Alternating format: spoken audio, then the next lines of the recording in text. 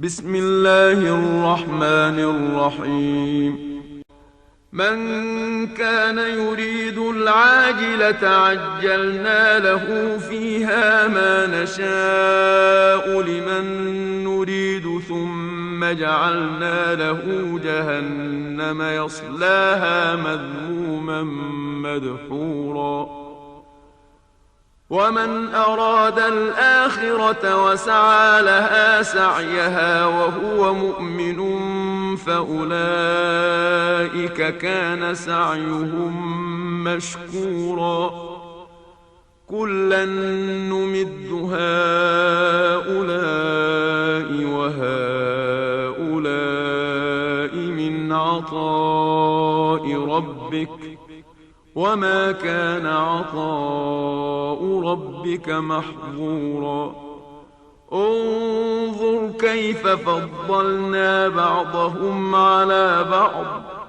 وللآخرة أكبر درجات وأكبر تفضيلا لا تجعل مع الله إلها آخر فتقعد مذموما مخذولا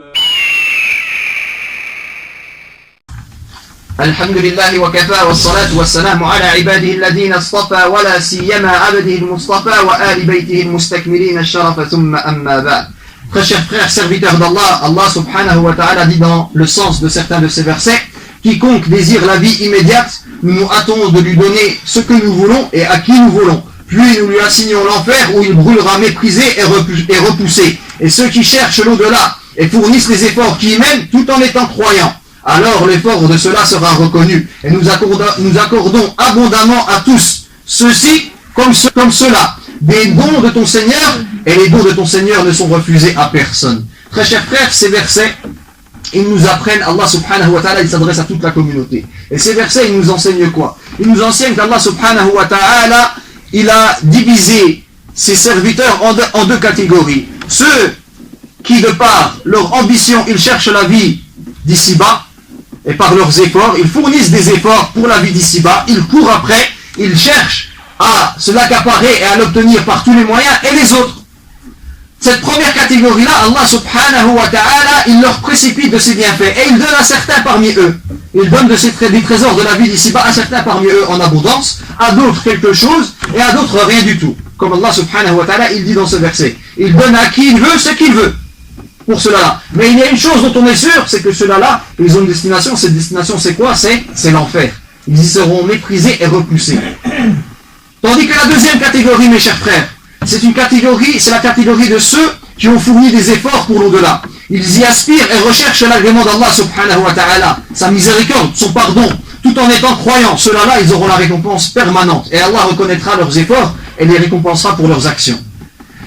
Ce qui est étonnant, c'est, dans le verset qui suit ces deux versets, c'est le point qu'il y a en commun entre ces deux catégories. C'est que dans la vie d'ici-bas, Allah subhanahu wa ta'ala, il dit, et nous donnons à tous, et nous donnons abondamment à tous, ceux-là comme ceux-ci. Allah, il donne la subsistance, la richesse, une part de richesse, des biens, des enfants, la santé, etc. À chacun, il donne. Et Allah, il ne fait pas de différence en cela, il ne fait pas de différence pour le croyant ou pour le mécréant, pour le vertueux ou pour le pervers. Il ne fait pas de différence. Allah subhanahu wa ta'ala, il donne à tous. Là où il y a une différence, c'est dans la destination finale. La destination finale du premier groupe qui sera l'enfer.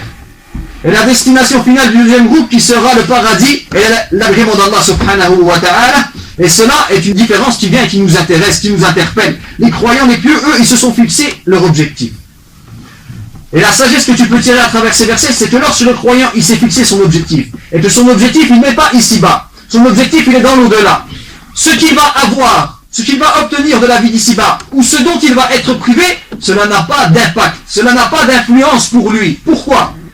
Parce que lui, son objectif, il est au-delà de cela. Il est plus loin que cela. Son objectif, c'est l'akhirah. Et ici, que cette vie d'ici-bas, elle est éphémère. C'est une demeure qui ne va pas durer. Elle va disparaître, elle est vouée à périr. Donc ce qui lui arrive ici-bas, ce qu'il arrive à guérir, ou ce qu'il arrive, ou plutôt ce dont il est privé, cela n'a pas d'importance pour lui. Ce qui a de l'importance pour lui, c'est quoi?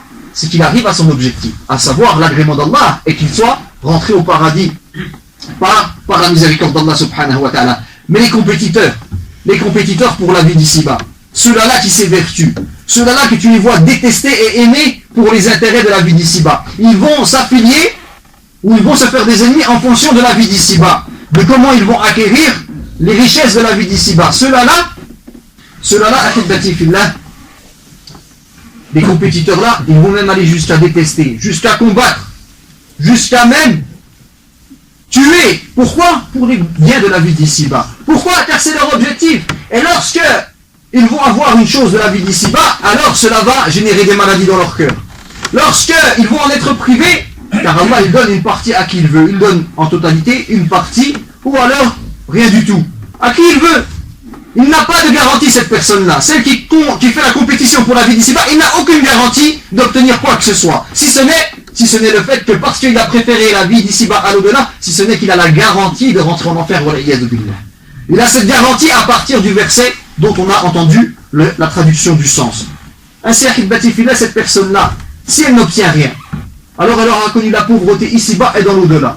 Elle n'aura rien obtenu ici-bas et dans l'au-delà, ça aura été la même chose. Elle ne va rien obtenir si ce n'est le châtiment. Et comme Allah subhanahu wa ta'ala, il le dit dans un verset, il les a blâmés. À cause de quoi? À cause du fait que eux, ils ont pas su comment peser entre la vie ici-bas et l'au-delà. Et ils ont préféré la vie ici-bas qui est éphémère, la vie ici-bas qui est incomplète, qui est imparfaite. Elle est insuffisante cette vie d'ici-bas. Et bien ils ont préféré cela à la demeure dernière, à la demeure de l'au-delà, au paradis, large comme les cieux et la terre, qui jamais ne s'arrêtera, qui est éternel. Ils ont préféré cela, et c'est pour ça qu'Allah subhanahu wa ta'ala, il dit dans un verset, ceux-là, ces gens-là aiment la vie éphémère, la vie sur terre, et laissent derrière eux un jour bien lourd, le jour du jugement. Ou dans un autre verset, ceux qui préfèrent la vie d'ici-bas à l'au-delà, et obstruent aux gens le chemin d'Allah, et cherchent à le rendre tortueux, ceux-là sont loin dans l'égarement. Comme si le fait que toi, tu vas chercher la vie d'ici-bas, tu vas avoir pour objectif la vie d'ici-bas, cela est une cause du fait que tu vas obstruer le chemin d'Allah, et que tu vas essayer de le rendre tortueux.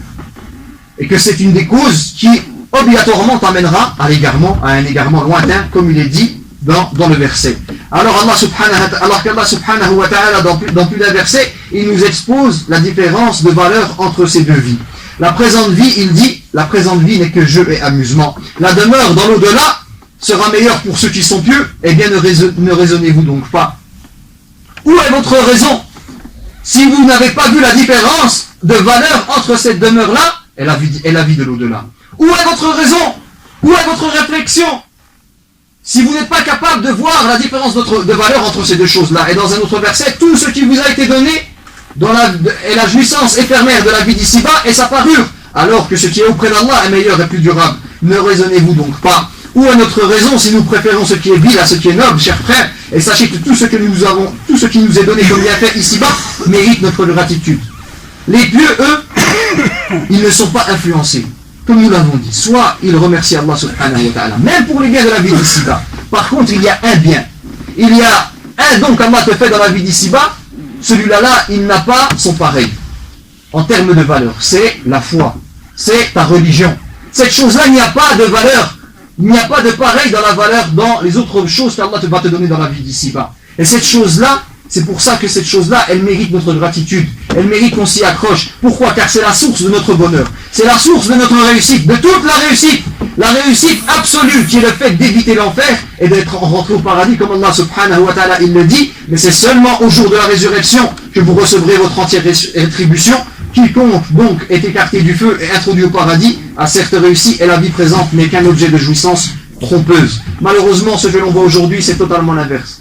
On voit que dans notre communauté, la plupart d'entre nous, on court après la vie d'ici-bas. On aime pour la vie d'ici-bas, on déteste pour la vie d'ici-bas, on s'unit, on se désunit pour la vie d'ici-bas, on déteste, on combat, on tue, on trompe nos frères. Pourquoi? Pour la vie d'ici-bas. Pour un petit intérêt de la vie d'ici-bas, cette demeure qui est trompeuse. Et il nous incombe à nous de revenir de ce genre d'égarement, afin que quoi? Que notre destination ne soit pas la destination qui a été citée dans le verset que nous avons vu au début du sermon. Alhamdulillahi Rabbil Alamin.